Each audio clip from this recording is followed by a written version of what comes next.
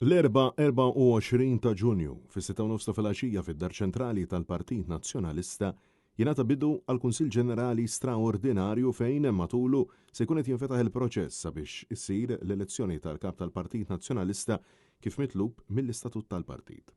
Sostna dan is-Segretarju Ġenerali tal-Partit Nazzjonalista Charles Bonello matul il-programm NetLive fejn spjega li dan il-proċess se jkun qed jieħu ammont ta' ġimgħat skont il-proċeduri stabbiliti, proċess li se jkun immexxi mill-Kummissjoni Elettorali tal-Partit Nazzjonalista. Il-Kunsill Ġenerali jibqa' dej, ovvjament, jibqa' dej mbagħad bil-proċess, mhux bħala Kunsill Ġenerali bħala laqat, jibqa' dej bil-proċess tal-elezzjoni, eventwalment issir l-elezzjoni tal-kap u mbagħad jingħalaq il-Kunsill Ġenerali wara li jiġi konfermat il-kap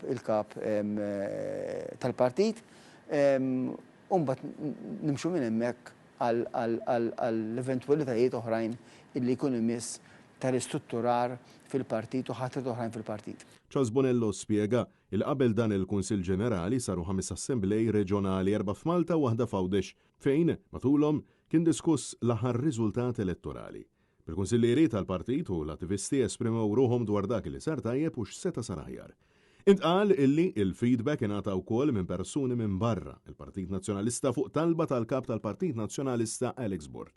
Charles Bonello sostna li dak kollu l-intqal se jkun qiegħed jinqara f'rapport matul il-Kunsill Ġenerali Straordinarju tal-erba'. Elf reazzjoni ta' nies differenti illi taw ir-reazzjonijiet tagħhom u f'dan ir-rapport se jkun hemm ukoll inkluż dawn ir-reazzjonijiet ta' Maltin u Għawċin anka fuq uħud minnhom li mhumiex involuti fil-Partit Nazzjonalista fejn hemmhekk ukoll se nkunu qegħdin ninkludu wkoll dawn ir-reazzjonijiet f'dan ir-rapport ta' analiżi tar-riżultat elettorali.